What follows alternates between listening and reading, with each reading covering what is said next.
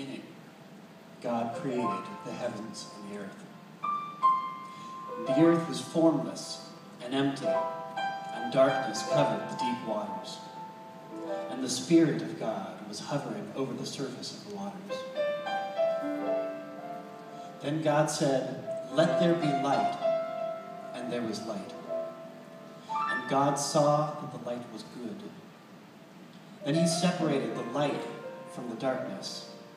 God called the light day, and the darkness night.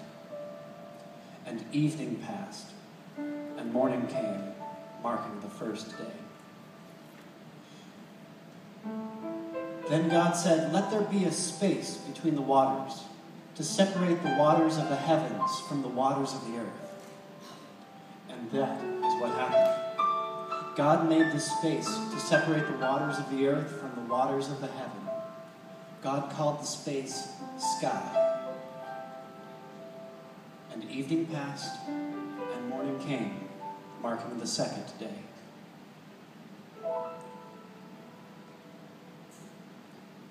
Then God said, "Let the waters beneath the sky flow together into one place, so dry ground may appear."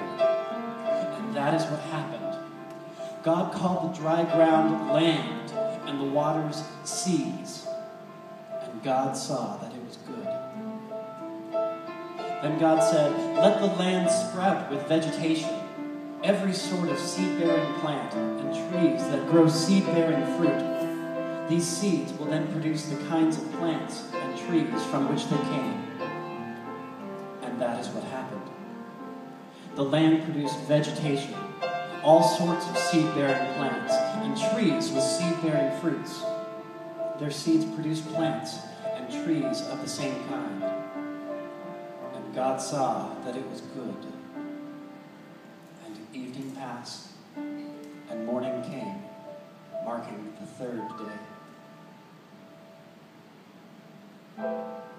Then God said, "Let lights appear in the sky to separate the day from the night. Let them be signs to mark the seasons, days, and years. Let these lights in the sky shine down on the earth." And that is what happened. God made two great lights, the larger one to govern the day, and the smaller one to govern the night. He also made the stars. God set these lights in the sky to light the earth, to govern the day and night, and to separate the light from the darkness. And God saw that it was good. And evening passed, and morning came, marking the fourth day. Then God said, "Let the waters swim with fish and other life. Let the skies be filled with birds of every kind." So God created great sea creatures and every living thing that scurries and swarms in the water, and every sort of bird, each producing offspring of the same kind. And God saw that it was good. Then God blessed them, saying, "Be fruitful and multiply. Let the fish fill the seas, and let the birds multiply on the earth." And evening passed, and morning came, marking the fifth day.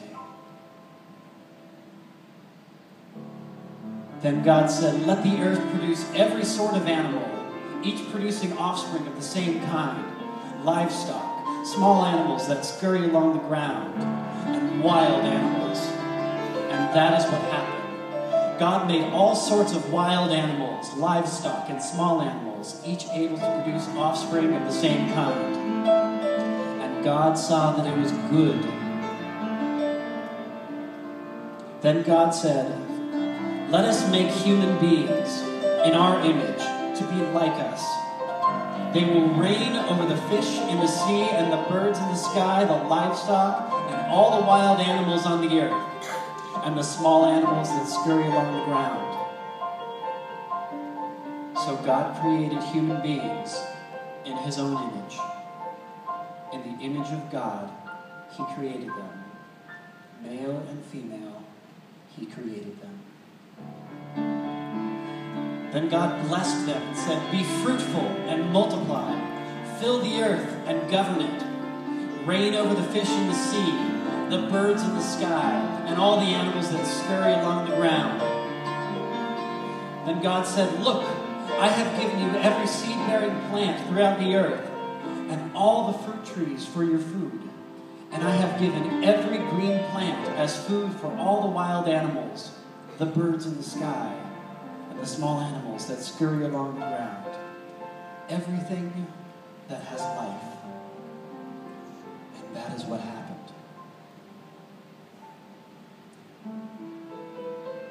Then God looked over all he had made, and he saw that it was very good. And evening passed, and morning came, marking the 6th day. So the creation of the heavens and the earth, and everything in them was completed.